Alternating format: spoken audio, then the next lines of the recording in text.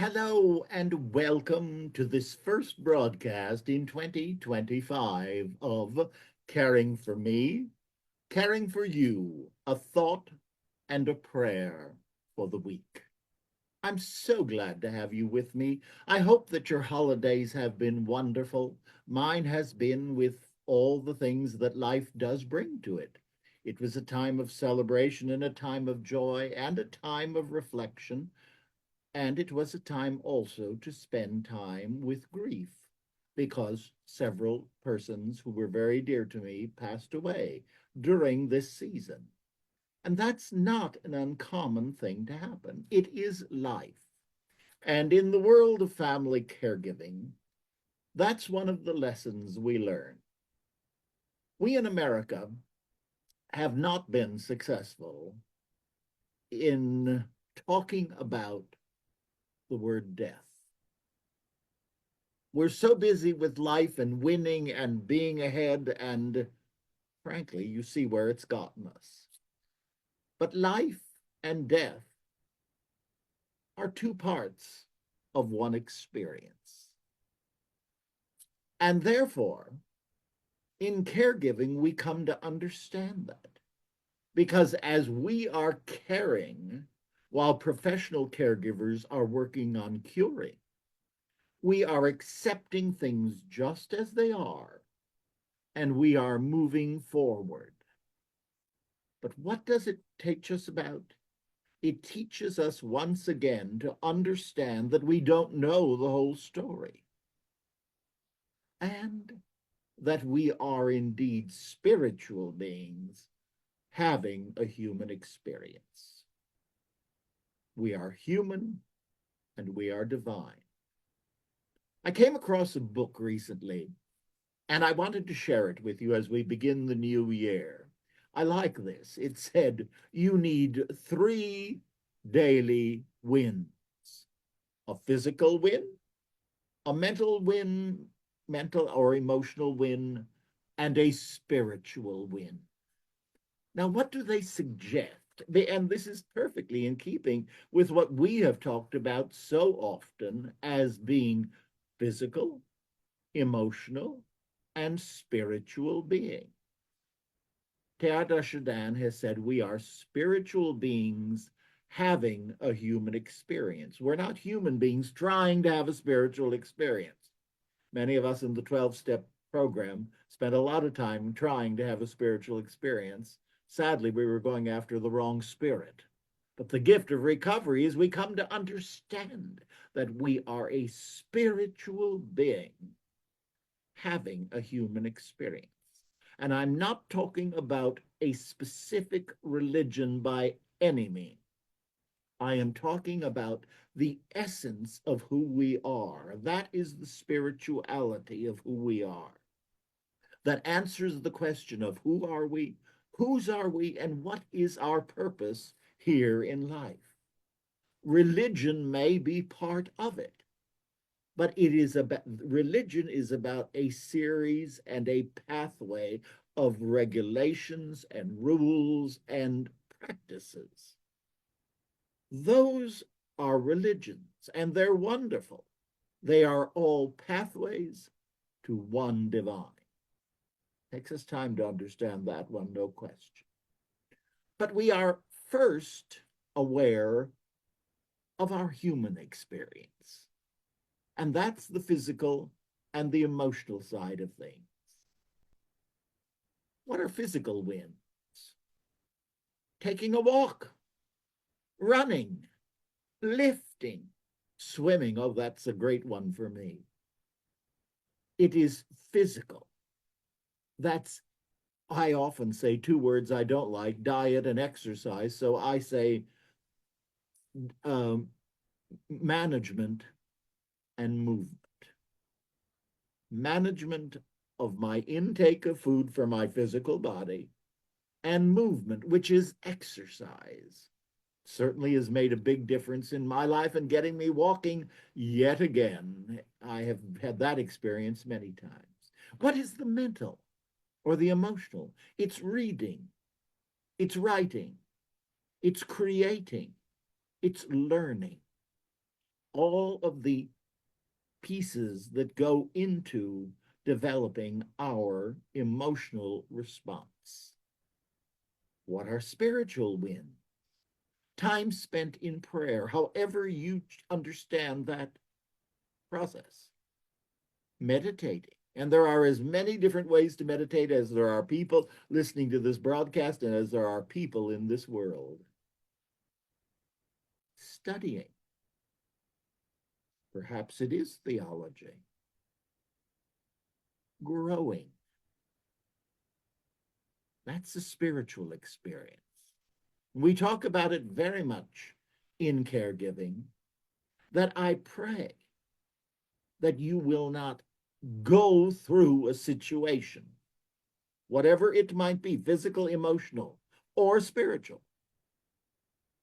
I pray that you will not go through it fighting and screaming and carrying on, but rather that you will relax into it and grow through it. Physical, mental and emotional, and spiritual. We need all three in our lives. Now, when we talk about the human side of things, we often hear one word, and that's ego. And ego can get a very bad rap, but quite frankly, egos have saved each of us to be here today. They may not be appropriate. They may not be the tools that will help us today, but they were masks that allowed us to get where we are today. But in our growing and in our spiritual lives, we begin to release those masks and we stop edging God, as you understand that word, out. Remember, whenever I'm speaking with that three-letter word, G-O-D, it's as you understand that word today. Ego can be edging God out. I can do this. I can do this. It's me, me, me. And then something comes into our lives like family caregiving. And we need help because we're powerless over it. We didn't create it. We can't control it, and we can't cure it. It's beyond us. We can be present, and that's the great gift that caregivers give. But we need to understand that it's beyond us, and we need help from a higher power. And at that point, we realize the spark of the divine within us. Many people call it the soul, the spirit. I want to read something that I found recently, and I like it. It's called Ego versus Soul. And it's not saying one or the other. What it is saying is, as human beings, we experience the ego, and it can be trained for good, and we experience the soul, the spirit. So ego versus soul. Ego seeks to serve itself, me. Soul seeks to serve others, caregivers.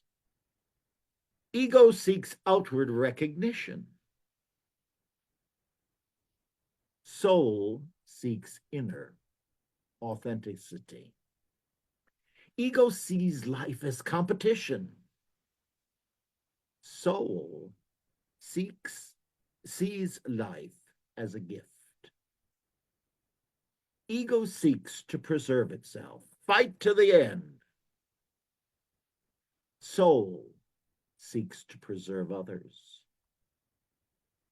Ego looks outward, soul looks inward. Ego feels lack, soul feels abundance. Ego is mortal, soul is eternity. Before our experience as this human being and returning to it. Ego is drawn to lust. Soul is drawn to love. Ego seeks wisdom. Soul is wisdom. Ego enjoys the prize. Soul enjoys the journey. Ego is cause to pain. Soul is cause to healing. Ego often rejects God. Soul embraces God. Ego is me. Soul is we. And in the world, here in America particularly, and I'm speaking to that because caregivers, you have so many things going on, and we're about to go into a period that's unlike anything that has ever happened in America. I'm not speaking politically. We have had an election. A person has been elected to that office, and we must go forward. But it's going to be a very difficult time because we're dealing with someone who is a desperate addict, among other problems. And we know what it's like living with someone who has not chosen recovery because they don't even see that they are addicted. Addiction doesn't just have to be food or drink. It can be power. It can be greed. We're filled with a lot of that. So we're very much coming into a time that's going to be ruled by many people with huge egos and very little soul. Now, do we throw up our hands and run? No. Nothing is a mistake. Everything is happening as it is supposed to. Now, that's a difficult phrase, and I have as much trouble with it. But I need to know that everything is happening as it's supposed to, and that the lessons will provide for the highest good of each of us if we lean into our spirituality. Now, someone has written, and I really like this idea, and it's the reason I'm going to share it with you. It's entitled Instructions on Living in a Broken World. Instructions on Living in a Broken World. That's an appropriate and sadly true statement. What is suggested? Number one, lean into community. We, not me, which we're going to hear a lot of, but community. We the people. Seek out love. Applaud the good you see. Keep paying attention. Talk to your neighbors. Talk at no one.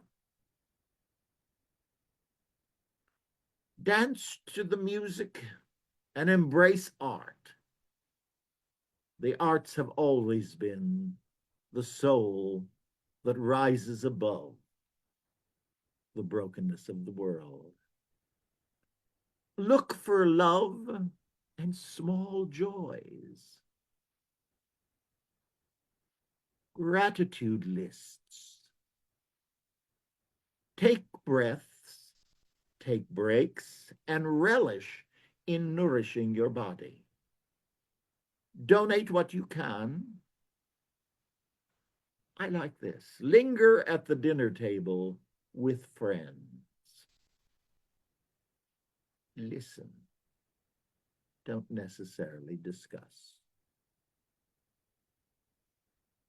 Check in with your care recipients, with other caregivers, with your people, as it were, your family of origin and your family of choice. Just check in. It will remind you and them that you are not alone. None of us is, if we take these actions. Let yourself grieve. Remember, we talk about this constantly in caregiving.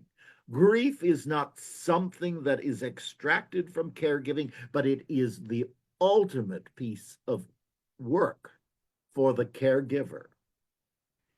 If the care recipient has died, you need time to grieve. You need time to give to yourself the very same care, concern, and love that you gave to that care recipient.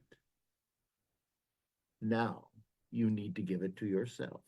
It's as we've talked about walking the labyrinth.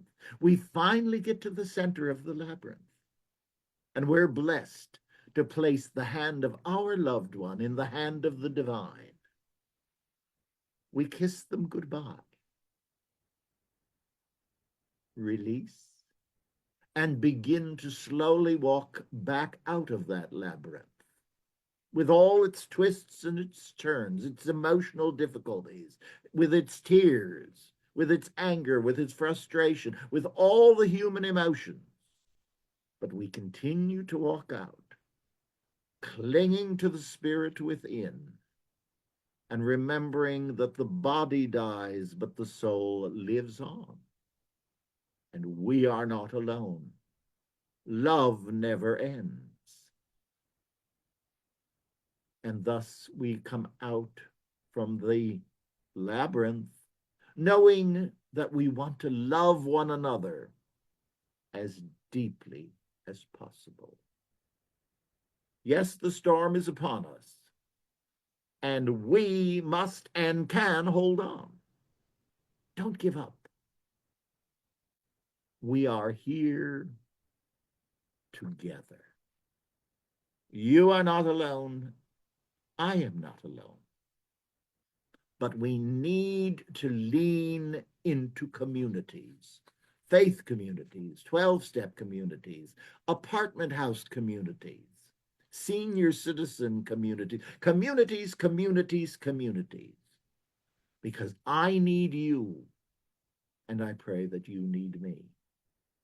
And as we share that need, we can move forward in love and caring. That's a pretty heavy beginning to the new year. But is it? It's what it's about. How do we go from being an egotistical human being to the spiritual being that is our true essence?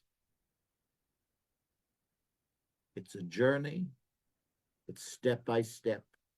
And we don't need to do it alone. Now, for this first broadcast, I'm going to once again share the divine prayer. It's a prayer that I found this past year and I have used with many of our programs. But I find it so special. I begin and end each of my days with it. If that works for you, copy it and please, yes, use it. It's a powerful and beautiful prayer. And so I ask you to take a few deep breaths. Remember our talk on the name of the divine. We breathe in the divine and we breathe out. We breathe in and we breathe out.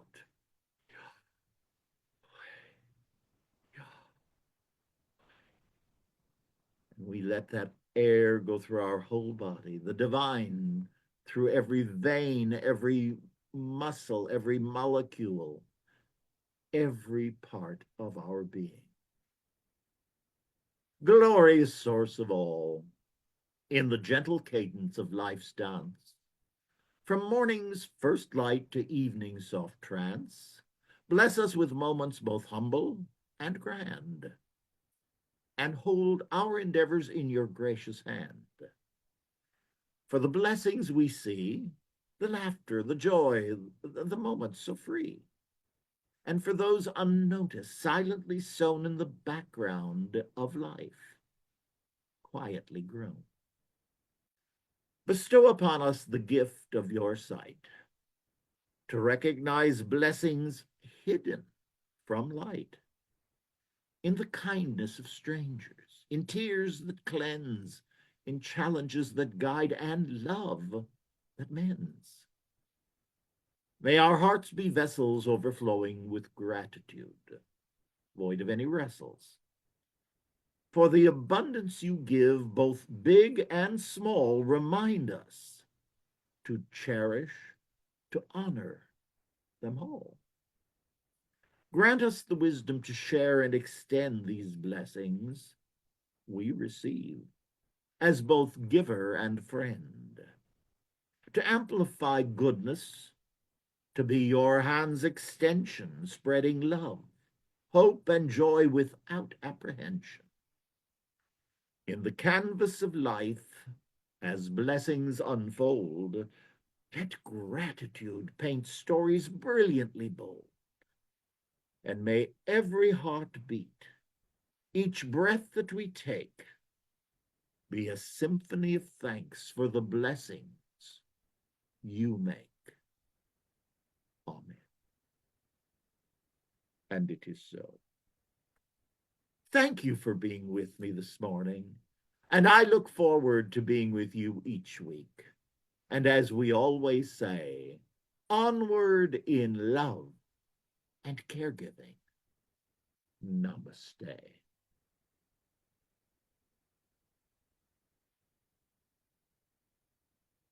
Thank you, and God bless. I look forward to seeing you real soon.